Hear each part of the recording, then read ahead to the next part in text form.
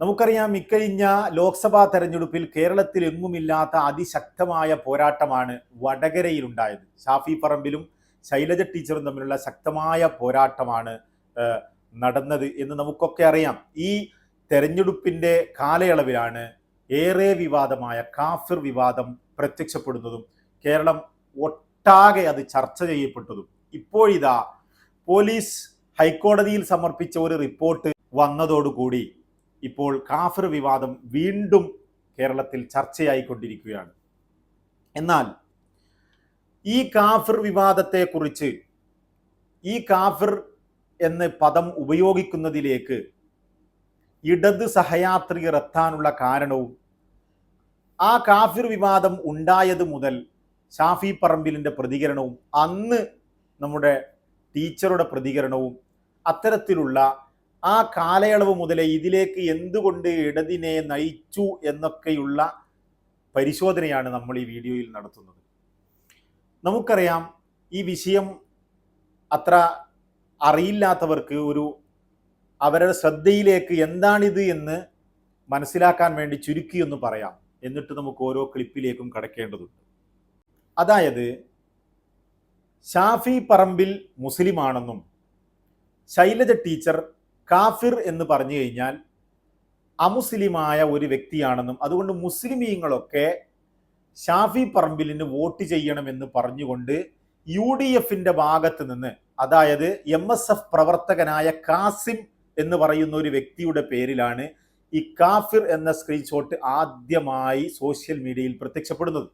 അദ്ദേഹം ഷെയർ ചെയ്തതല്ല, അദ്ദേഹത്തിൻ്റെ പേരിൽ മറ്റാരോ ഇത് നിർമ്മിച്ചെടുക്കുകയും അദ്ദേഹമാണിതുണ്ടാക്കിയതെന്ന് തെറ്റിദ്ധരിപ്പിച്ചുകൊണ്ട് സോഷ്യൽ മീഡിയയിൽ പ്രചരിപ്പിക്കുകയും ചെയ്തു. അതിനെ വലിയ വിവാദമാക്കിക്കൊണ്ട് ഇടത് സഹയാത്രികർ, ഇടത് ഗ്രൂപ്പുകളിൽ വളരെ ശക്തമായി അത് ഓടിക്കുകയും ഇടതുപക്ഷത്തിൻ്റെ മുൻ MLA ആയ ലതിക പോലും അത് ഫേസ്ബുക്കിൽ പോസ്റ്റ് ചെയ്തുകൊണ്ട് ജനങ്ങളെ അറിയിക്കുകയും ചെയ്തു. ഈ ഒരു വലിയ സംഭവം നമുക്കറിയാം, ആ ഒരു സന്ദർഭത്തിൽ മാത്രമല്ല, നാദാപുരം, കുറ്റ്യാടിയൊക്കെ പോലെയുള്ള സെൻസിറ്റീവ് ഏരിയ നിലനിൽക്കുന്ന വടകര നിയോജക മണ്ഡലത്തിൽ മാത്രമല്ല, ഫാസിസ്റ്റ് ശക്തികൾ ഇന്ത്യയെ ഒട്ടാകെ കാർന്ന് തിന്നാൻ നോക്കുന്ന ഈ ഒരു അവസരത്തിൽ ഇന്ത്യ ഒട്ടാകെ, കേരളം ആസകലം ഭാവിയിലും പ്രശ്നങ്ങൾ സൃഷ്ടിച്ചേക്കാവുന്ന ഇത്തരത്തിലുള്ള സ്ക്രീൻഷോട്ടുകൾ നിർമ്മിച്ചതിൻ്റെ പിന്നിൽ ആരാണ് എന്ന് അന്വേഷിക്കണമെന്ന് ആരോപിതനായ കാസിം തന്നെ ഹൈക്കോടതിയെ നേരിട്ട് സമീപിച്ച് പരാതി ബോധിപ്പിക്കുകയും അതിൻ്റെ അടിസ്ഥാനത്തിൽ ഇപ്പോൾ പോലീസ് ഹൈക്കോടതിയിൽ സമർപ്പിച്ച റിപ്പോർട്ട് പ്രകാരം ഇത് CPIMന്റെ ഭാഗത്ത് നിന്ന് ഇടതുപക്ഷത്തെ സഹായിക്കുന്ന സോഷ്യൽ മീഡിയ ഗ്രൂപ്പുകളിലും, അതുപോലെ DYFI നേതാവായിരിക്കുന്ന റിബീഷ് എന്ന് പറയുന്ന ആളാണ് ഇത് ആദ്യമായി സോഷ്യൽ മീഡിയയിൽ ഷെയർ ചെയ്തതെന്നും ഒരു റിപ്പോർട്ട് വന്നിരിക്കുകയാണ്. അതായത് UDF ആണ് ഇത് ഉണ്ടാക്കിയതെന്ന് പറഞ്ഞിരുന്ന ആളുകൾ തന്നെ അവരുടെ മേലിലേക്ക് ഇത് തിരിഞ്ഞുകൊത്തുന്ന ഒരു സ്വഭാവമാണ് ഇപ്പോൾ നമ്മൾ കണ്ടുകൊണ്ടിരിക്കുന്നത്. എന്നാൽ ഇത്തരത്തിൽ ഒരു വിവാദമുണ്ടായപ്പോൾ നമ്മുടെ ഷാഫി പറമ്പിൽ എന്താണ് പറഞ്ഞതെന്ന് നമുക്കൊന്ന് നോക്കാം. ആരെയും രാഷ്ട്രീയത്തിൽ കാഫിർ എന്ന് വിളിച്ച് വോട്ടിന് അർഹരല്ല എന്ന് പറയുന്നവരുടെ പട്ടികയിലേക്ക് ഒരു കാലത്തും കടന്നു വരാൻ ആഗ്രഹിക്കുന്നുമില്ല. കാഫിർ എന്ന് വിളിച്ചതായി പ്രചരിപ്പിക്കപ്പെട്ട സ്ക്രീൻഷോട്ട് ഫേക്കാണ്. ഒരു വർഗീയവാദിയായിട്ട് ചിത്രീകരിക്കപ്പെടുന്നത് അത്ര സുഖകരമായിട്ടുള്ള ഒരു അനുഭവമല്ല. അതെ, ഷാഫി പറമ്പിൽ ഈ വിവാദം ഉണ്ടായ സമയത്ത് തന്നെ തീർച്ചയായും പറഞ്ഞതാണ്, ഇത് ഫേക്കാണ്, അഥവാ നമ്മൾ ഉണ്ടാക്കിയതല്ല, നമ്മളുടെ പേരിൽ മറ്റാരോ നിർമ്മിച്ചെടുത്തതാണ് ഇതെന്ന് അന്നേ പറഞ്ഞിട്ടുണ്ട്. എന്നാൽ ഈ വിവാദം ഉണ്ടായ സമയത്ത് നമുക്കറിയാം, ഇത് വളരെ, ആര് തന്നെ നിർമ്മിച്ചാലും വളരെ ഗൗരവമുള്ള ഒരു പ്രവർത്തനമാണിത്. അപ്പോൾ ഈ സംഭവം ഉണ്ടായ സമയത്ത് നമ്മുടെ എതിർ സ്ഥാനാർത്ഥിയായ ശൈലജ ടീച്ചർ എന്താണ് പറയുന്നത് നമുക്കൊന്ന് നോക്കാം. ഫേക്കാണെന്ന് ഷാഫി പറയുന്നത് കേട്ടു. ഫേക്കാണെങ്കിൽ അദ്ദേഹം അത് തെളിയിക്കട്ടെ. ഫേക്കാണെങ്കിൽ നമുക്കൊന്നും പറയാൻ പറ്റില്ല. പക്ഷേ എനിക്ക് കിട്ടിയിട്ടുള്ള അറിവ് വെച്ചും കണ്ടത് വെച്ചും ഫേക്ക് അല്ല എന്നാണ് എനിക്ക് തോന്നിയിട്ടുള്ളത്. ഇനി ഫേക്ക് ആണോ എന്ന് പരിശോധിച്ചിട്ട് പറയട്ടെ. ഫേക്ക് ആണെങ്കിൽ നമുക്ക് വിരോധമില്ല, ആരോ ഫേക്ക് പേജ് ഉണ്ടാകും. പക്ഷേ അവരുടെ ഒറിജിനൽ, അവരുടെ പ്രവർത്തകരുടെ പേജിൽ നിന്നാണ് പോയിട്ടുള്ളത്. അതായത് ഇത്രയും ഗൗരവമുള്ള ഒരു വിഷയം, ഒരു സ്ക്രീൻഷോട്ട് സമൂഹത്തിൽ പ്രചരിക്കുമ്പോൾ നമ്മുടെ ഇടതുപക്ഷത്തിന്റെ സ്ഥാനാർത്ഥിയായ ശൈലജ ടീച്ചർ പറയുന്നത് അത് ഫേക്ക് അല്ലെന്നാണ് എനിക്ക് ബോധ്യപ്പെടുന്നത്. ഫേക്കാണെന്ന് അവർ പറയുന്നു. അത് മാത്രവുമല്ല, അവരുടെ അനുഭാവമുള്ള പേജുകളിൽ നിന്നാണ് ഇത് പോയിട്ടുള്ളത് എന്ന് കൃത്യമായി അങ്ങ് പറയുകയാണ്. എന്നാൽ ഇപ്പോൾ പോലീസ് കണ്ടെത്തിയത് എന്താണ്? ഇടത് സഹയാത്രികരും ഇടതുപക്ഷത്തിന്റെ അനുകൂലികളുമായവരുടെ പേജുകളിലാണ് ഇത് ആദ്യം പ്രത്യക്ഷപ്പെട്ടതും പിന്നീട് അത് പോയിട്ടുള്ള പേജുകളും. നമുക്കറിയാം, ആദ്യം പ്രത്യക്ഷപ്പെട്ടത് റെഡ് എൻകൗണ്ടേഴ്സ് എന്ന് പറയുന്ന പേജിലും പിന്നീട് റെഡ് ബറ്റാനിയലും അമ്പാടിമുക്ക്, പോരാളി ഷാജി തുടങ്ങിയിട്ടുള്ള ഇടതുപക്ഷത്തിന്റെ ഇടത് സഹയാത്രികരായ, ഇടതുപക്ഷത്തെ സഹായിക്കുന്ന, എന്നും ഇടതുപക്ഷത്തിന്റെ കൂടെ നിൽക്കുന്ന പേജുകളിലാണിത് പ്രത്യക്ഷപ്പെട്ടിട്ടേ ഉള്ളൂ. അതിലാണ് ആദ്യം വന്നത്. റിബേഷ് എന്ന് പറയുന്ന ഒരു വ്യക്തിയാണ് ഇത് ആദ്യം ഷെയർ ചെയ്തത് എന്ന് പോലീസ് റിപ്പോർട്ടിൽ ഇപ്പോൾ പറയുകയാണ്. അപ്പോൾ അന്ന് ഈ വിവാദം ഉണ്ടായ സമയത്ത് ശൈലജ ടീച്ചർ എന്തുകൊണ്ടാണ് ഇത്തരത്തിൽ പ്രതികരിച്ചത്? അദ്ദേഹത്തിന് ഏത് പേജിലാണിത് വന്നതെന്ന് കൃത്യമായി അറിയാതെ ഇത്തരമൊരു കാര്യത്തിൻ്റെ, വളരെ ഗൗരവമുള്ള ഒരു വിഷയത്തിൻ്റെ പിന്നിൽ ഞങ്ങൾക്ക് സഹായം ലഭിക്കും, ഇനി ശൈലജ ടീച്ചറുടെ അറിവോട് കൂടിയോ അല്ലാതെയോ ആണെങ്കിൽ പോലും ഇതിൽ നമുക്ക് കാര്യമുണ്ടെന്ന് മനസ്സിലാക്കുന്ന രീതിയിലാണ് ചിരിച്ചുകൊണ്ടുള്ള ആ പ്രതികരണമെന്ന് നമുക്ക് ഏവർക്കും കണ്ടാൽ മനസ്സിലാവും. എനിക്കങ്ങനെയാണ് മനസ്സിലാവുന്നത്. നമുക്കറിയാം, ഇത്തരം ഗൗരവമുള്ള ഒരു വിഷയം കാണുമ്പോൾ അപ്പോൾ പ്രതികരിക്കേണ്ടിയിരുന്നത് ഷാഫിയെ അറിയാവുന്ന, വർഷങ്ങളായി MLA ആയി നിൽക്കുന്ന ഒരു ഷാഫി പറമ്പിലിനെ കേരളത്തിനറിയാം. അത്തരത്തിൽ ഒരു പ്രവർത്തനം ചെയ്യാത്ത ഷാഫി പറമ്പിലിന്റെ പേരിലോ UDFന്റെ ഭാഗത്തു നിന്നോ ഇത്തരം ഗൗരവമുള്ള ഫാസിസ്റ്റുകൾ ഉപയോഗപ്പെടുത്താൻ സാധ്യതയുള്ള ഒരു സ്ക്രീൻഷോട്ട് സമൂഹത്തിൽ പരക്കുമ്പോൾ ഉത്തരവാദിത്തപ്പെട്ട ഒരു MLA എന്ന നിലക്കും ഭാവിയിൽ CPMന്റെ മുഖ്യമന്ത്രി വരെ ആകാൻ സാധ്യതയുള്ള ഒരു വ്യക്തി എന്ന നിലക്കും നമ്മുടെ ശൈലജ ടീച്ചർ പറയേണ്ടിയിരുന്നത്, എൻ്റെ അഭിപ്രായത്തിൽ ഇതവർ ചെയ്യുമെന്ന് ഞാൻ കരുതുന്നില്ല. ഇതേതോ വിവരമില്ലാത്തവർ ചെയ്തതാണ്. അതൊക്കെ പോലീസ് അന്വേഷിച്ച് ഉടനടി കണ്ടെത്തുകയും കുറ്റവാളികളെ മുന്നിൽ കൊണ്ടുവരികയും ചെയ്യണം എന്ന് പറയേണ്ട സ്ഥാനത്താണ് ഇത്തരത്തിൽ അതിൽ നിന്ന് നമുക്ക് മധുരം നുകരാമെന്ന രീതിയിൽ അതൊക്കെ അവരുടെ പേജുകളിൽ നിന്ന് വന്നതാണ്, ഫേക്കല്ലെന്നാണ് എനിക്ക് ബോധ്യപ്പെടുന്നത് എന്നൊക്കെ രീതിയിലുള്ള പ്രതികരണം നടത്തുന്നത്. ഇനി എന്തുകൊണ്ടാണ് നേതാക്കൾ അറിഞ്ഞുകൊണ്ടാണോ അറിഞ്ഞുകൊണ്ടല്ലയോ എന്ന് നമുക്കറിയില്ലെങ്കിലും, അറിഞ്ഞാണെങ്കിലും അറിഞ്ഞില്ലെങ്കിലും എന്തുകൊണ്ടാണ് ഇടത് സഹയാത്രികർ ഇത്തരത്തിലുള്ള ഒരു സംഭവം ക്രിയേറ്റ് ചെയ്യാനുണ്ടായ കാരണമെന്ന് നമുക്കൊന്ന് പരിശോധിക്കാം. നമുക്കറിയാം, ഷാഫി പറമ്പിൽ വടകരയിലേക്ക് മത്സരിക്കാൻ വരുമ്പോൾ അദ്ദേഹം പാലക്കാട്ടെ ജനങ്ങളുടെ MLA ആയിരുന്നു, അല്ലെങ്കിൽ അവരുടെ കൂട്ടത്തിൽ ഒരു കുടുംബാംഗമായിരുന്നു എന്ന് നമുക്കറിയാം. ആദ്യം അവിടെ നിന്ന് ഷാഫി പറമ്പിൽ വർഷങ്ങളായി MLA ആയി നിൽക്കുന്ന പാലക്കാട്ടുകാരുടെ അഭിപ്രായം നമുക്കൊന്ന് കേൾക്കാം. അപ്പോൾ നിങ്ങൾക്ക് മനസ്സിലാവും എന്തുകൊണ്ടാണ് ഇത്തരം വിവാദ പരാമർശങ്ങൾ, വർഗീയത വടകരയിൽ ഇടത് സഹയാത്രികർക്ക് ചിലവഴിക്കേണ്ടി വന്നത് എന്ന്. നല്ല വിഷമമുണ്ട്. ഇവിടെ തന്നെ നിക്കണം എന്നാണ് ഒരു ജയിക്കണം. ഷാഫിക്ക് പോണ വളരെയധികം വിഷമമുണ്ട്. എന്നാലും വടകരയിൽ ഞങ്ങൾ പാർട്ടിയുടെ തീരുമാനമല്ലേ, വടകരയിൽ ജയിക്കട്ടെ. ഞങ്ങൾക്ക് ഞങ്ങളുടെ ജീവൻ പോണ പോലെയാണ്. ഞങ്ങളുടെ ജീവൻ പോണ പോലെ ഞങ്ങൾക്ക് ഞങ്ങളുടെ ജീവൻ നഷ്ടപ്പെടുന്ന പോലെയാണെന്ന് അത്രയ്ക്ക് ഇഷ്ടമാണ്. പറയാൻ പറ്റാത്തൊരു ഇടപെടലാണ്. ഷാഫിക്ക് പോണതുകൊണ്ട് ഞങ്ങൾക്ക് ഒരുപാട് സങ്കടമുണ്ട്. കാരണം ഇതേപോലൊരു MLA പാലക്കാട്ട് കിട്ടാനില്ല. ഇനി വരുന്നവരാരും ഇതേപോലെ ആവില്ല. അത്രയ്ക്ക് ഗുണങ്ങളും മനുഷ്യത്വവും സ്നേഹമുള്ള ഒരാളാണ് ഷാഫിക്ക. വിഷമം പറഞ്ഞാൽ പാർട്ടി തീരുമാനമായതുകൊണ്ട് പിന്നെ നമുക്ക് അതിൻ്റെ മുകളിലൊന്നും പറയാൻ പറ്റില്ല. പക്ഷെ എന്തായാലും ആള് ഇവിടത്തേനെക്കാട്ടി നല്ലൊരു പെർഫോമൻസ് അവിടെ കാണിക്കും. നല്ല ആളാണ്, ഞങ്ങളുടെ മനസ്സിലേക്ക് ഇണങ്ങിയ ആളാണ്. നമുക്ക് നല്ല സങ്കടമുണ്ട്. എവിടെയാലും പോയി വിജയിച്ചിട്ട് വരട്ടെ. വിഷമം എന്ന് വെച്ചാൽ ആള് ഞങ്ങൾക്ക് ഭയങ്കര ഹെൽപ്ഫുള്ളായിരുന്നു. ഞാനിപ്പോൾ റെസ്ലിംഗ് ചെയ്യുന്ന ആളാണ്. അപ്പോൾ എനിക്ക് റെസ്ലിംഗ് നാഷണൽസ് ഉണ്ടായിരുന്ന ടൈമിലും ഫിനാൻഷ്യലി ആണെങ്കിലും എല്ലാം കൊണ്ടും ഹെൽപ്പിങ്ങും കാര്യങ്ങളൊക്കെ ആയിരുന്നു. അപ്പോൾ ഇനി വരുന്ന ആളെങ്ങനെയാണ് കാര്യങ്ങളൊന്നും അറിയില്ല. അപ്പോൾ ആള് പോണത് ശരിക്കും ഞങ്ങൾ എല്ലാവർക്കും ഭയങ്കര മിസ്സിങ് തന്നെയാണ്. ഇല്ല, ആള് പക്ഷെ നേരിട്ട് കാണുമ്പോഴും ഭയങ്കര ഫ്രണ്ട്ലി, എപ്പോൾ കണ്ടാലും സംസാരിക്കും, ആ ഒരു ഇതൊന്നുമില്ല. സോ അങ്ങനെ ഇനി വരുന്ന ആളെങ്ങനെയാണെന്ന് നമുക്ക് അറിഞ്ഞുകൂടാ. ഷാഫിക്ക പോകുന്നതിൽ വളരെ വിഷമമുള്ള ആൾക്കാരാണ് ഞങ്ങൾ ഈ നിയോജക മണ്ഡലത്തിലെ വോട്ടർമാർ. കാരണം ഇതുപോലെ ഒരു MLA ഞങ്ങൾക്ക് ഇനി കിട്ടുമോ എന്നുള്ളത് അറിയില്ല. എന്തായാലും MLA ഇവിടെ നിന്ന് പോയി അവിടെ MP ആയിട്ട് വരട്ടെ എന്ന് വിജയാശംസിക്കും. ഞങ്ങൾക്കില്ല, ആർക്കുമില്ല. ഞങ്ങൾക്ക് നല്ല ദുഃഖത്തിലാണ്. ഏറ്റവും പ്രിയങ്കരനായ നമ്മുടെ ബഹുമാനപ്പെട്ട MLA നല്ല പ്രവർത്തനം കാഴ്ചവെച്ചുകൊണ്ടാണ് പോകുന്നത്. പ്യാരി പഞ്ചായത്ത് പ്രത്യേകിച്ച് എല്ലാ ഭാവങ്ങളും നേരുന്നു. ഒരു വീട്ടിലത്തെ രംഗത്തിനെ മൈരുന്നില്ല, എന്തും തുറന്നു പറയുന്ന ഒരാളാണ്. എന്ത് പറഞ്ഞു ചിരിച്ച മുഖമല്ലേ എപ്പോഴും ഉള്ളൂ. ഷാഫിക്ക് പോവാണ് നമ്മുടെ പാലക്കാട്ടുകാർക്ക് ഒരു നാഥൻ പോയ മാതിരിയാണ്. എല്ലാം കൊണ്ടും എല്ലാത്തിനും ഒരു കൂടെ പറപ്പിനെ പോലെ നിന്നതാണ്. ഒരു MLA ഉപരി എന്നും ഉണ്ടായിരുന്നതാണ് കൂടെ. അവർ പോയതിൽ MP സ്ഥാനാർത്ഥിയായിട്ട് നിൽക്കാൻ വേണ്ടി പോയതാണ്. പക്ഷെ ഞങ്ങൾക്ക് വളരെ വീട്ടിലൊരു ആൾ പോയ പോലെ തന്നെയാണ്. വളരെ ഒരു നഷ്ടബോധം തന്നെയാണ് ഞങ്ങൾക്ക് എല്ലാവർക്കും ഉള്ളത്. ഞങ്ങളോടൊപ്പം എല്ലാറ്റിനും ഉണ്ടായിരുന്നതാണ് ഞങ്ങളുടെ MLA.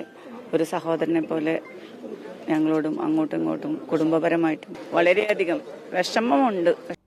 അതാണ് പാലക്കാട്ടുകാർക്ക്, പാലക്കാട്ടിലെ ഓരോ സ്ത്രീകളും അമ്മമാരും ഉമ്മമാരും കുട്ടികളും മുതിർന്നവരും അങ്ങനെ തുടങ്ങി പാലക്കാടിൻ്റെ ജനത ഒന്നടങ്കം ഒരേ മനസ്സോടുകൂടി സ്നേഹിക്കുന്ന അവരുടെ കുടുംബത്തിലെ ഒരു അംഗമാണ് ഷാഫി എന്നാണ് ഈ വീഡിയോസൊക്കെ കാണുന്ന സമയത്ത് നമുക്ക് വ്യക്തമാകുന്നത്.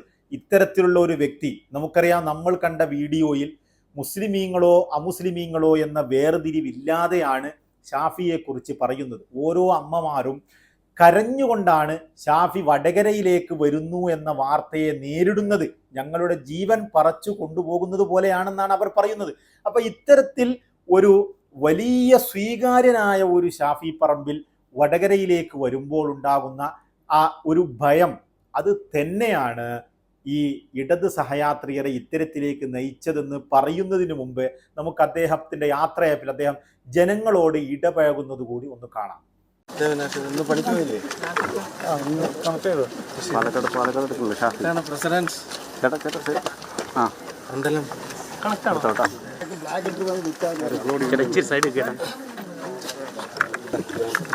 വികസന നായകൻ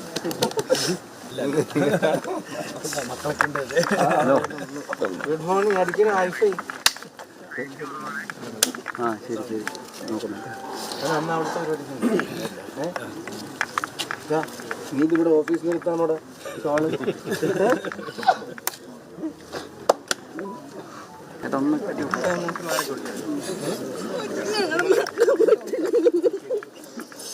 ഞാനത് പോണൊന്നുമില്ലല്ലോ, ജോലിക്ക് പോകണമല്ലോ.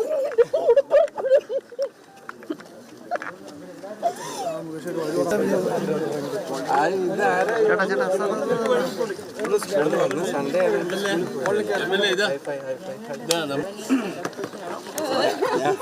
ഇവിടുന്ന് മാറുന്നില്ല. ഇല്ല അതൊന്നും ഇല്ല, എപ്പോഴും ഉണ്ടാവും, എപ്പോഴും ഉണ്ടാവും.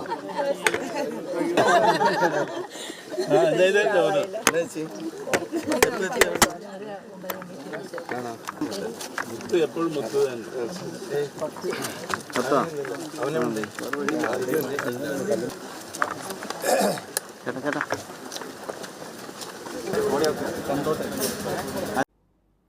അപ്പോൾ ഇതൊക്കെ കണ്ട സമയത്ത് നമുക്കറിയാം, ഈ വീഡിയോയിൽ നമ്മൾ കാണുന്നത് അദ്ദേഹം ജനങ്ങളുമായി ഇടപഴകുന്ന രീതി തന്നെ ഞാൻ ഇത്തരത്തിലൊരു നേതാവിനെ കണ്ടിട്ടില്ലെന്ന് എൻ്റെ വ്യക്തിപരമായ രീതിയിൽ പറയാം. അദ്ദേഹത്തെ കെട്ടിപ്പിടിച്ചുകൊണ്ട് കരയുകയാണ്. ഓരോ ജനങ്ങളും അദ്ദേഹത്തെ യാത്രയാക്കുന്നത് തൻ്റെ മകൻ വിദേശത്തേക്ക് പോകുന്നോ മറ്റോ എന്ന രീതിയിൽ, അല്ലെങ്കിൽ അതിനേക്കാൾ വലിയ രീതിയിലാണ്. ഈ വീഡിയോകളൊക്കെ കേരളം കണ്ടുകൊണ്ടാണ് ഇദ്ദേഹത്തെ പാലക്കാട് നിന്നും വടകരയിലേക്ക് യാത്രയാക്കുന്നത്. ഈ രംഗങ്ങളൊക്കെ കാണുകയും ഷാഫി പറമ്പിൽ ആ തെരഞ്ഞെടുപ്പ് പ്രഖ്യാപിച്ച ആ സമയത്ത് കേരളത്തിൽ തരംഗമായി നിൽക്കുകയും ചെയ്തുകൊണ്ടിരിക്കുന്ന സമയത്താണ് ഇദ്ദേഹം വളരെ തരംഗത്തോടുകൂടി വടകരയിലേക്ക് കടന്നു വരുന്നത് എന്ന് നമുക്കറിയാം. അപ്പോൾ പിന്നെ ഇദ്ദേഹത്തെ എന്ത് ചെയ്യണം? ഒന്ന് അമർച്ച ചെയ്യണം. ഇതേ രീതിയിലുള്ള ഷാഫി പറമ്പിൽ വടകര മത്സരിച്ചു കഴിഞ്ഞാൽ ലക്ഷക്കണക്കിന് വോട്ടുകളുടെ ഭൂരിപക്ഷം നേടി അദ്ദേഹം അവിടെ വിജയിക്കാൻ സാധ്യതയുണ്ടെന്ന് മനസ്സിലാക്കിയ ഇടത് സഹയാത്രികർ, ഇടത് പോരാളികൾ, പോരാളി ഷാജികൾ അവർ തീരുമാനിക്കുന്നു എന്ത്? ഇദ്ദേഹത്തെ ഒരു തീവ്രവാദിയാക്കി കളയാം, ഒരു വർഗീയവാദിയാക്കി കളയാമെന്ന് തീരുമാനിക്കുന്നതിൻ്റെ ഏറ്റവും വലിയ ഉദാഹരണമാണ് നമ്മൾ കണ്ടത് ഈ കാഫിർ വിവാദം. എന്നാൽ ഈ കാഫിർ വിവാദത്തിന് മുമ്പേ ഇദ്ദേഹം വടകരയിലേക്ക് ഇറങ്ങിയത് മുതൽ ഡിവൈഎഫ്ഐ പേജുകളിൽ നിന്ന് ഒരു പ്രചരണം നടന്നു. അതെന്താണെന്ന് ഷാഫി പറമ്പിൽ പറയുന്നത് നമുക്കൊന്ന് കേൾക്കാം. ഈ തെരഞ്ഞെടുപ്പുമായി ബന്ധപ്പെട്ട് നമ്മൾ തമ്മിൽ ഒരുപാട് അവസരങ്ങളിൽ സംസാരിച്ചവരാ. ഒരു കാര്യം നിങ്ങൾ ആലോചിക്കുക, ഞാനിവിടെ വന്നത് 10-ാം തീയതിയാണ്. ഞാനിവിടെ 10-ാം തീയതി വൈകുന്നേരമാണ് വന്നത്. 11-ാം തീയതി പകലാണ് എൻ്റെ പേര് വെച്ച് ഉത്തരവാദിത്തപ്പെട്ട ഡിവൈഎഫ്ഐയുടെ ഒരു സംസ്ഥാന കമ്മിറ്റി അംഗം എൻ്റെ പേര് വെച്ച് ഷാഫി എന്നൊരു പേരുകാരൻ എന്ന് തുടങ്ങുന്ന ആദ്യത്തെ പ്രതികരണം നവമാധ്യമങ്ങളിലൂടെ നടത്തിയത്. ഞങ്ങൾ 10-ാം തീയതി ഇവിടെ വന്നിട്ട് ഞങ്ങളിവിടെ ദീർഘനേരം സംസാരിച്ചപ്പോൾ നിങ്ങളെല്ലാവരും ഉണ്ടായിരുന്നു. ഞങ്ങളുടെ ആരുടെ വാക്കിലാണ് ഇവിടെ ഒരു വിഭാഗീയതയുടെ സ്വരമുണ്ടായത്? 10-ാം തീയതി ഞാൻ വന്ന് 11-ാം തീയതി തന്നെ ഉത്തരവാദിത്തപ്പെട്ട ഡിവൈഎഫ്ഐയുടെ ഒരു സംസ്ഥാന കമ്മിറ്റി അംഗം, മുൻ സംസ്ഥാന കമ്മിറ്റി അംഗം, ഇപ്പം പാർട്ടിയുടെ ഉത്തരവാദിത്തമുള്ള ഒരാൾ ഷാഫി എന്നൊരു പേരുകാരൻ നിന്ന് തുടങ്ങുന്ന ഒരു നവമാധ്യമ കുറിപ്പ് കുറിച്ചിട്ടു. അതെ, ഷാഫി എന്ന പേരുകാരൻ എന്നാണ് ഇവർ അപ്പോൾ അവിടെ പ്രചരിപ്പിച്ചത്. ഷാഫി എന്ന പേരുകാരൻ എന്ന് പറഞ്ഞാൽ ഷാഫി എന്ന മുസ്ലിം നാമധാരി നമ്മുടെ ഇടയിലേക്ക് തെരഞ്ഞെടുപ്പിന് നേരിടാൻ വന്നിരിക്കുകയാണ് എന്ന മെസ്സേജാണ് ജനങ്ങൾക്ക് കൊടുക്കുന്നത്. എന്തൊരു അപകടകരമായ മെസ്സേജാണ്, എന്തൊരു അപകടകരമായ സ്ക്രീൻഷോട്ടാണ്. നമുക്കറിയാം, അതെ, ഷാഫി അന്ന് തന്നെ, അഥവാ പോളിംഗ് നടക്കുന്നതിന് മുമ്പ് തന്നെ ഒരു വർഗീയവാദിയായി ചിത്രീകരിച്ചുകൊണ്ട് ഒരു തിരഞ്ഞെടുപ്പും എനിക്ക് ജയിക്കണ്ട, നമ്മൾ കേട്ടതുപോലെ 100 തെരഞ്ഞെടുപ്പുകൾ തോറ്റാൽ പോലും അത്തരത്തിലൊരു വ്യക്തിയായ ഒരു തെരഞ്ഞെടുപ്പ് ജയിക്കാൻ ഞാൻ ആഗ്രഹിക്കുന്നില്ല എന്ന് വളരെ വ്യക്തമായി പറഞ്ഞു. ഒരു ജനങ്ങളുടെ നേതാവാകാൻ പോകുന്ന, മെമ്പർ ഓഫ് പാർലമെന്റ് ആകാൻ പോകുന്ന ഒരു വ്യക്തിയിൽ നിന്ന് നമ്മൾ കേൾക്കേണ്ട വാചകം. എന്നാൽ ശൈലജ ടീച്ചർ എന്താണെന്ന് പറഞ്ഞത്? ഇത് ഫേക്കൊന്നുമല്ല, അവരുടെ പേജുകളിൽ നിന്ന് തന്നെ വന്നതാണ്, അതൊക്കെ അങ്ങനെ തന്നെയാണ് എന്ന് ചിരിച്ചുകൊണ്ട് അതിൻ്റെ ഉപകാരം പറ്റാമെന്ന രീതിയിൽ തിരഞ്ഞെടുപ്പ് തൽക്കാലത്തേക്ക് ജയിക്കുവാൻ വേണ്ടി ഏതെങ്കിലും ഒരു വലിയ വ്യക്തിയെയോ ജനങ്ങൾ അംഗീകാരമുള്ള ഒരു നേതാവിനെയോ ഒരു സമൂഹത്തെയോ അങ്ങനെ തന്നെ അമർച്ച ചെയ്യാൻ പോലും ശേഷിയുള്ള ഇത്തരം സെൻസിറ്റീവായ ഏരിയകളിലേക്ക് ജനങ്ങളുടെ മനസ്സിൽ പക കുത്തിവെക്കാൻ സാധ്യതയുള്ള ഒരു വിവാദത്തെ എത്ര ലളിതമായാണ് അവർ പ്രതികരിച്ചത് എന്ന് കാണുമ്പോൾ എന്നെ അത്ഭുതപ്പെടുത്തുകയാണ്. അപ്പോൾ ഇതൊക്കെ ആ സന്ദർഭത്തിൽ നടക്കുകയും ഇതൊക്കെ കണ്ടുകൊണ്ടതിൻ്റെ കാരണത്തോടു കൂടിയാണ് അവർ ഷാഫി പറഞ്ഞു. നമുക്കറിയാം, വടകരയിലേക്ക് അദ്ദേഹത്തെ സ്വീകരിക്കുന്ന ഒരു രംഗം തന്നെ കേരളത്തിലെ ഒട്ടുമിക്ക മാധ്യമങ്ങളിലും വളരെ വൈറലായി ഓടിയ ഒരു വീഡിയോയും രംഗവും ഒരു പരിപാടിയുമായിരുന്നു അന്ന് അവിടെ നടന്നിരുന്നത്. അപ്പൊ ഇതൊക്കെ കണ്ടപ്പോൾ ഷാഫി പറഞ്ഞതുപോലെ പിറ്റേന്ന് തന്നെ അവർ ഇത്തരത്തിലുള്ള പ്രവർത്തനങ്ങളിൽ ഇടത് സഹയാത്രികർ ആരംഭം കുറിച്ചതാണ്. പിന്നീടാണ് കാഫിറും മറ്റു സംഗതികളൊക്കെ വന്നതും. എന്തു തന്നെ വന്നു കഴിഞ്ഞാലും നമ്മുടെ ഷാഫി പറമ്പിൽ അദ്ദേഹത്തിൻ്റെ വ്യക്തിത്വം കൊണ്ടും അദ്ദേഹത്തിൻ്റെ ഇത്തരത്തിലുള്ള പ്രതികരണങ്ങൾ കൊണ്ടും ജനങ്ങൾ മനസ്സിലാക്കിയതിൻ്റെ കൂടി ഉദാഹരണമാണ് അദ്ദേഹം 100,000-ന് മുകളിൽ വോട്ടുകൾക്ക് അവിടെ വളരെ വലിയ വിജയം കൈവരിച്ചത് എന്ന് നാം ഒക്കെ കണ്ടതാണ്. ഇനി അദ്ദേഹം ഇത്തരത്തിലുള്ള പ്രചരണങ്ങളൊക്കെ നടത്തിയിട്ട് ഞാനിങ്ങനെ ചിന്തിച്ചു പോവുകയാണ്, ശൈലജ ടീച്ചർ എങ്ങാനും ജയിക്കുകയായിരുന്നെങ്കിൽ ഈ തന്ത്രം ഒരുപക്ഷെ ഇടത് സഹയാത്രികർ കേരളമൊട്ടാകെ നടപ്പിലാക്കി കളഞ്ഞേനെ എന്ന് ഞാൻ ഭയപ്പെടുകയാണ്. അപ്പോൾ ഏതായാലും അന്ന് അത്തരത്തിൽ യുക്തിസഹമല്ലാതെ പ്രതികരിച്ച ശൈലജ ടീച്ചർ ഇതിനെക്കുറിച്ച് ഇപ്പോൾ എന്താണ് പറയുന്നത് നമുക്കൊന്ന് നോക്കാം. പോലീസ് റിപ്പോർട്ട് ഞാൻ കണ്ടിട്ടില്ല, നിങ്ങൾ പറയുന്നതാണ് ഇപ്പം എൻ്റെ മുന്നിലുള്ളത്. ഇത് ഇടത് കേന്ദ്രങ്ങൾ എന്നുള്ള നിലയിൽ കഴിഞ്ഞ തവണ എം വി ജയരാജനൊരു പത്രസമ്മേളനം നടത്തിയത് നിങ്ങൾ കേട്ടിട്ടുണ്ടാവും. ഇടതെന്ന് തോന്നിപ്പിക്കുന്ന ചില പേരുകളിൽ ഇടതുപക്ഷത്തിനെതിരായിട്ടുള്ള ഒട്ടേറെ പ്രചരണങ്ങൾ തെരഞ്ഞെടുപ്പ് കാലത്ത് നടത്തിയിരുന്നു. ഇതതിൽ ഏത് കൂട്ടത്തിൽപ്പെട്ടതാണെന്ന് എനിക്കറിയില്ല. സ്ത്രീകളുടെ അടക്കം ഇടയിൽ വളരെ അനുകൂലമായിട്ടുള്ളൊരു സാഹചര്യം ഇടതുപക്ഷത്തിനുണ്ട് എന്ന് കണ്ടപ്പോഴാണ് ഇത്തരത്തിലുള്ള ചില പ്രചരണ തന്ത്രങ്ങൾ അന്ന് സ്വീകരിച്ചിരുന്നത്. ആ കൂട്ടത്തിൽ ഏറ്റവും ഒടുവിൽ വന്നതാണ് ഈ കാഫിർ പ്രയോഗം. ഇതാരാണ് എന്നുള്ളത് കണ്ടെത്തണം. ആര് അത് ക്രിയേറ്റ് ചെയ്താലും ഇടതുപക്ഷത്തിന് അനുകൂലമായിട്ടല്ലല്ലോ, ഇടതുപക്ഷത്തെ അങ്ങേയറ്റം ദ്രോഹിക്കുന്നതിന് വേണ്ടിയാണല്ലോ അത് ചെയ്തിട്ടുള്ളത്. അതുകൊണ്ട് ഇപ്പം നിങ്ങൾ പറഞ്ഞിട്ടാണ് പോലീസ് റിപ്പോർട്ട് എൻ്റെ കയ്യിലില്ല. അപ്പോൾ പോലീസ് അതിന് കൃത്യമായിട്ടുള്ള വിവരശേഖരണം നടത്തണം. ആര് ക്രിയേറ്റ് ചെയ്താലും അത് ഇടതുപക്ഷത്തിനെതിരാണ്. അങ്ങനെ ക്രിയേറ്റ് ചെയ്തിട്ടുള്ള ആളുകൾക്ക് നേരെ നല്ല നടപടിയെടുക്കണം. അതോടൊപ്പം നേരത്തെ ലവ് ജിഹാദ് ഉണ്ടെന്ന് പറഞ്ഞ് വ്യാജ പേജ് മാതൃഭൂമിയുടെ പേരിൽ എൻ്റെ പേരിൽ ക്രിയേറ്റ് ചെയ്തിട്ടുള്ള ആളുകൾക്കെതിരെയും, അതുപോലെ കാന്തപുരം അബൂബക്കർ മുസ്ലിയാരുടെ ലെറ്റർ ഹെഡ് വ്യാജമായി ക്രിയേറ്റ് ചെയ്തിട്ടുള്ള ആളുകൾക്ക് എതിരായിട്ടും ഒരുപോലെ കേസെടുക്കണം. ഈ കേസ് വരട്ടെ, അത് തെളിയിക്കുമ്പോൾ അറിയാം. അപ്പോൾ അതാണ് ഇപ്പോൾ കാര്യക്ഷമമായി പ്രതികരിക്കാൻ തുടങ്ങിയിരിക്കുന്നു. ഇപ്പോൾ ബുദ്ധി വന്നതാണോ? അല്ല, അന്നുമുണ്ട് ഈ വിവരവുമൊക്കെ. അഥവാ ഇത് ഫേക്കാണെന്ന് പറയാനും ആര് തന്നെ നിർമ്മിച്ചാലും ഇതിൻ്റെ ആളുകളെ നിയമത്തിന് മുന്നിൽ കൊണ്ടുവരണമെന്നും ഇത് അത്തരത്തിൽ ആരെങ്കിലും ഒരു ഔദ്യോഗികമായി ഉണ്ടാക്കിയതല്ലെന്നും ഇതൊക്കെ സമൂഹത്തിനെതിരാണെന്നൊക്കെ രീതിയിൽ പ്രതികരിക്കുന്നത് അന്നും അറിയാമായിരുന്നു. എന്നാൽ ഇപ്പോഴാണ് അങ്ങനെ പ്രതികരിക്കാൻ തോന്നിയത്. പക്ഷേ ഇത് ഇടതുപക്ഷത്തിനെതിരാണ്, ഇത് ഏത് വകുപ്പിൽപ്പെട്ടതാണ് എന്നറിയില്ല, ഇതൊക്കെ ഇടതിനെതിരാണല്ലോ എന്ന രീതിയിലാണ് ഇപ്പോൾ പ്രതികരിച്ചതെങ്കിൽ ഇത് ഉണ്ടാക്കിയ സമയത്ത് ഇടതുപക്ഷത്തിനെതിരല്ല, ഇത് UDF-നെതിരായിക്കൊണ്ടായിരുന്നു ഉണ്ടാക്കിയിരുന്നത് എന്ന് ശൈലജ ടീച്ചർ മനസ്സിലാക്കണം. ഇപ്പോഴാണല്ലോ ഇത് ഇടതുപക്ഷത്തിനെതിരായത്, അപ്പോഴാണ് യുക്തിപരമായി പ്രതികരിക്കാൻ തോന്നിയതും എന്ന് നമുക്ക് ഈ പ്രതികരണത്തിൽ നിന്ന് മനസ്സിലാകും. ഇപ്പോൾ പറയുന്നത് ഇതിൻ്റെ ആളുകളെയൊക്കെ ആരാണ് ഇതിൻ്റെ പിന്നിൽ പ്രവർത്തിച്ചത് എന്ന് അറിയില്ല, ഞാൻ ഈ റിപ്പോർട്ട് കണ്ടിട്ടില്ല, ആരായാലും ഇത് ഇടതുപക്ഷത്തിനെതിരാണല്ലോ, അവരെയൊക്കെ നിയമത്തിന് മുന്നിൽ കൊണ്ടുവരണം, കഠിന ശിക്ഷ വാങ്ങിക്കൊടുക്കണം എന്നൊക്കെ രീതിയിലുള്ളതാണ്. ഇത് അന്ന് പ്രതികരിക്കേണ്ടതായിരുന്നു. ഇത്തരത്തിൽ സമൂഹത്തെ കാർന്ന് തിന്നുന്ന വർഗീയപരമായ പരാമർശങ്ങളും ഏതെങ്കിലും ഒരു നല്ല വ്യക്തിയെ വ്യക്തിഹത്യ ചെയ്തുകൊണ്ട് ഷാഫി പറമ്പിലിനെ പോലെ ജനങ്ങൾക്കിടയിൽ അതിസ്വീകാര്യനായ ഒരു വ്യക്തിയെ, നമുക്കറിയാം പാലക്കാട്ടെ ജനങ്ങൾ താലോലിച്ചുകൊണ്ട് പറഞ്ഞയച്ച പാലക്കാടിൻ്റെ പുന്നോമനയായ ഒരു MLA ഒരിക്കൽ പോലും ഒരു വർഗീയ വിഷം തുപ്പുന്ന വാക്കോ പ്രവർത്തനമോ ജീവിതത്തിൽ ഒരിക്കലും അദ്ദേഹത്തിൻ്റെ ജീവിതത്തിൽ ഉണ്ടാകാത്തൊരു വ്യക്തിയെ ഒരു നിമിഷം കൊണ്ട് വർഗീയവാദിയാക്കുകയും ഇത്തരത്തിൽ ഒരു സമൂഹത്തെ തന്നെ ലീഗുകാർ, കാസിം എന്ന് പറയുന്ന ഒരാൾ ലീഗ് പ്രവർത്തകൻ, MSF പ്രവർത്തകൻ ഇത്തരത്തിൽ പ്രചരിപ്പിച്ചു എന്നൊക്കെ സമൂഹ മാധ്യമങ്ങളിൽ ഷെയർ ചെയ്തുകൊണ്ട് പ്രചരിപ്പിക്കുമ്പോഴൊക്കെ സമൂഹത്തിലുണ്ടാകുന്ന ഭവിഷ്യത്ത് അതിവലുതാണെന്നും അത് വടകരയിലെ തെരഞ്ഞെടുപ്പിൽ നിൽക്കുകയില്ലെന്നും കേരളമൊട്ടാകെ,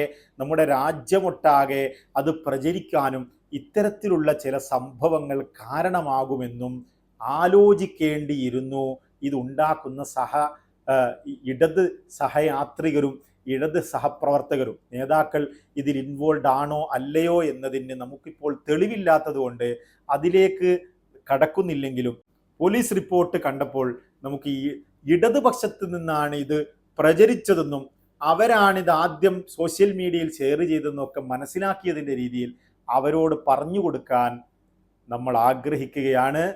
ഇനിയെങ്കിലും വളരെ യുക്തിസഹമായി ഇത്തരം വിഷയങ്ങളിൽ അഥവാ ഫാസിസ്റ്റ് ശക്തികൾ ഉപയോഗപ്പെടുത്താൻ സാധ്യതയുള്ള, നാട്ടിൽ വലിയ കുഴപ്പങ്ങൾ ജനങ്ങൾക്കിടയിൽ വലിയ വിഭാഗീയതയൊക്കെ സൃഷ്ടിക്കാൻ സാധ്യതയുള്ള ഇത്തരം പ്രചരണങ്ങൾ ഏതെങ്കിലും ഒരു തെരഞ്ഞെടുപ്പ് ജയത്തിന് വേണ്ടി ഉപയോഗിക്കാൻ പാടില്ലായിരുന്നു എന്ന് ഇനിയെങ്കിലും മനസ്സിലാകണമെന്ന്, ഇനിയെങ്കിലും മനസ്സിലായിട്ടുണ്ടാകുമെന്ന് കരുതിക്കൊണ്ട് തൽക്കാലം വിടാം. നമുക്ക് വീണ്ടും കാണാം.